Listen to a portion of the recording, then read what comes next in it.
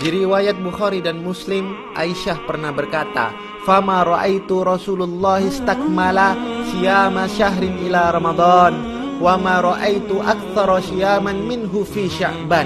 Aku ini gak pernah melihat Nabi puasa sebulan penuh kecuali di bulan Ramadan. Tapi di bulan Sya'ban, beliau itu banyak berpuasa, bahkan saking banyaknya seolah-olah beliau itu puasa sebulan penuh di bulan Sya'ban. Imam Al-Khalil bin Ahmad menyatakan bahwa bulan Sya'ban dinamai sebagai bulan Sya'ban sebab terdapat bercabang-cabang kebaikan yang banyak di dalamnya. Sebagian ahli bahasa mengatakan Sya'ban berasal dari kata syaib yang berarti celah di antara dua gunung. Fungsinya sebagai jalan yang ditempuh untuk melewati dua gunung tersebut. Dzalika syahru yaghfulun nasi anhu baina Rajab wa Ramadan. Bulan Sya'ban adalah bulan di mana manusia mulai lalai, yaitu di antara bulan Rajab dan Ramadan. Anggap ada dua gunung. Satu gunung yang pertama namanya Rajab, gunung yang kedua yang lebih besar itu namanya Ramadan. Dan jalan yang menghubungkan keduanya itu adalah Sya'ban. Tanpa ada Sya'ban, maka Rajab tidak akan pernah sampai ke Ramadan. Begitu pula Ramadan juga tidak akan pernah sampai ke bulan Rajab. Ini sabda Nabi SAW. Betapa banyak ibadah di kelalaian masa justru menuai berlimpah puji kasih Sang Pencipta. Bukankah tahajud yang paling utama adalah di momentum ketika banyak orang tidur terlelap? Dan duha yang paling utama adalah di momentum ketika orang sibuk bekerja dan memikirkan dunia. Betapa banyak pula dia polakan ibadah pembuka sebelum ibadah-ibadah utama.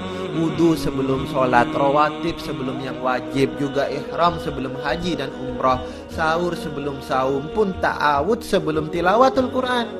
Pembuka yang senantiasa dipastikan oleh Rabb itu memiliki berkah.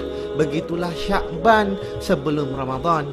Maka masihkah kau heran kenapa Nabi banyak berpuasa di bulan ini? Bukan tanpa arti Allah letakkan Sya'ban terselip pada satu di antara 4 bulan haram dan 1 bulan terbaik untuk umat terbaik, Ramadan. Dia syiib yang hadir sebagai titik nadir sebelum nikmat kebangkitan yang berujung kejayaan.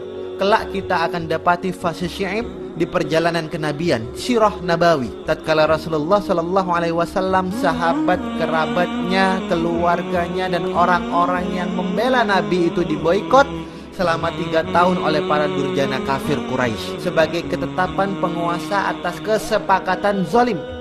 Tak ada yang boleh berjual beli dengan mereka, pun menikah dengan mereka. Yang sudah nikah bahkan dicerai. Juga menjalin silaturahmi dengan mereka nggak boleh. Ngasih mereka makan untuk menyelamatkan nyawa mereka itu dianggap makar yang nyata oleh pemerintah. Fase ini adalah fase yang berat. Hanya mereka yang benar-benar siap untuk Allah muliakan saja yang siap menanggung berat tempuhan dalam proses yang menyiksa ini. Fase ini adalah fase yang sedikit pengikutnya, namun menjadi pembeda jelas akan kualitas dan derajat kemuliaan yang akan mereka raih. Layaknya Ahlul Badar dengan selainnya.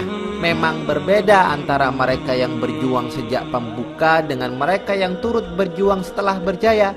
Beda rasa mereka yang berbuka dengan meneguk minuman dahulu dengan mereka yang langsung menyantap menu utama. Beda mereka yang berusaha memaksimalkan ibadah sejak Sya'ban dengan mereka yang menemui Ramadan begitu saja. Masuk pekan pertama baru sibuk persiapan. Pekan kedua belum terbiasa, butuh pemanasan. Akhirnya sehari-hari puasa loyo, banyak tidurnya dan santai-santai aja sambil nonton TV. Pekan ketiga masuk, sibuk persiapan lebaran, ke mall nyari baju baru dan berburu tiket persiapan pulang kampung. Pekan keempat pulang kampung lalu nostalgia di kampung halaman. Akhirnya Ramadan lewat begitu saja. Beda. Perbedaannya bak Ahlul Badar